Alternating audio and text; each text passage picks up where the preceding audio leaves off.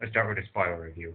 First impression of this book, as in lasting impression. The last impression is the lasting impression. Basically, a week after reading this book, what exactly is sticking in my mind? One thing I want to note is that this book spent a lot of time on the build-up to the games. And I mean a lot. And I don't know if people notice it, but the actual games didn't start until two-thirds of the way, three-quarters of the way through, it seems. It seemed rushed through. In fact, before this book came out, there were two main things. One was saying, there's no way that highly edited clip that Katniss and Peter saw in Catching Fire says everything. Haymitch must have done much more. And the other one was, oh, we already know too much about Haymitch's games, we should focus on his Piz games. Turns out that the first one, started by, who knows, some voice archery teacher somewhere, was completely right. And this book actually seemed to focus. Like, it focused on the parts of the games, especially the build-up, but also the other stuff. The parts of the games that were not in Haymitch's tape, that's what it seemed to focus on. The parts that were in Haymitch's tape, when they were there, they seemed to be narrowed down a bit. Just a bit, although there was hardly anything in Haymitch's tape, as we know. The whole book, my impression is that it's written by Haymitch in the epilogue of Mockingjay. When Katniss and Peter are writing their epilogues. First of all, because it looks like it's written by a chronically drunk person. It reads like that, like it's written by a chronically drunk person, i.e. Haymitch. Way after the story. This is not We're Alive thing. This is not Haymitch recalling something recent. So that sets the tone for a lot of the writing in this story. Like it or not, that's how the tone of the writing is. It's a poorly educated guy who's recalling something from 25 years ago. That's why context clues are missing. That's why some of the characters are not so well developed. That's why he doesn't actually tell you when he's going to stylist, when he's supposed to be training. You have to figure that out by what's going on. So on and so forth. The context is missing, but the stuff that sticks to his memory is there. Now, I both liked and disliked it. I would have liked a much more detailed, way of writing Haymitch's games. Although Haymitch does focus on some details that Katniss had mixed out, such as how people gain power in Panem. Panem's most powerful and therefore most brutal man describes President Snow, and that gave me the idea that maybe even in District 12, the most brutal people are the most powerful. Not just among the peacekeepers, maybe in school as well. Okay, so there was that, but the plot was amazing, actually.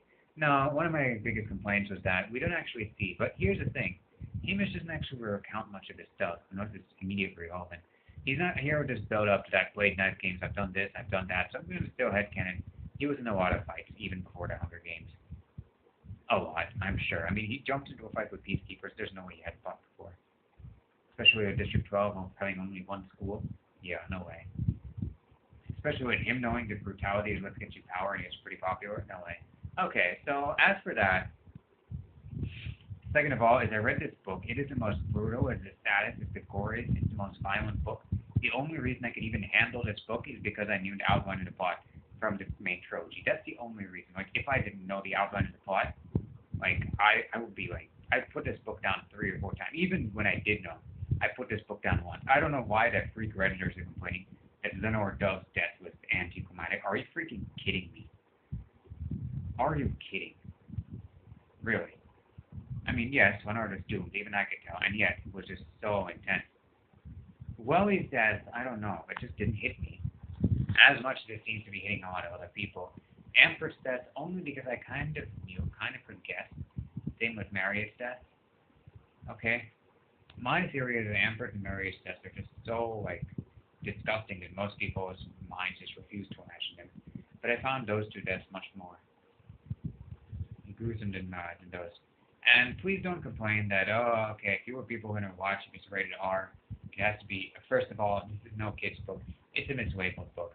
Please do not tell me that it has an anti-war message. It's not like they actually succeed, at least during the book. They don't succeed until the epilogue. The kid of Haymitch's banished friends becomes the Mockingjay, okay? So in the main part of this book, they don't succeed in their anti-war goals, period. At all. Not even a little bit. Okay, so with the main trilogy, I can say, okay, this is anti-war, so it's a bit better to read than something that's pro-war or okay with war, but this is also anti-war, but they're forced into it. That just makes it worse. That makes it sound even more hopeless.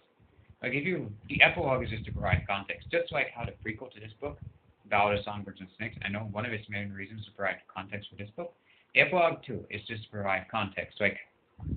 Like, you know how Mockingjays epilogue just seemed like there's no way to. This was like that, but just 10 times more.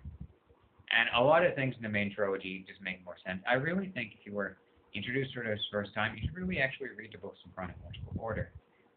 You really should start with Ballad of Songbirds and Snakes, then this book. Even though these two books were written much, much later, you really should start with them. So this book raises a few different questions that I'm going to cover. I'm going to speculate on in subsequent videos. The first question is, what exactly was Beatty's job in the Capitol? Why was it so important that they could kill his son, but they couldn't just fire him? That's the first question. Second question is, how many fights had Haymitch been in before being in the Hunger Games? Not including, of course, his fight at the Reaping. But how many fights do you guys think he's been in? That's the second question. Third question is, how do you think the careers are different between the 50th games and the 74th games? In fact, what are the notable differences can you see? Other than, of course, the games being less developed, the styles being different. Other than those two, what are the noticeable differences can you see? How has the games themselves, the attitude towards the games, evolved?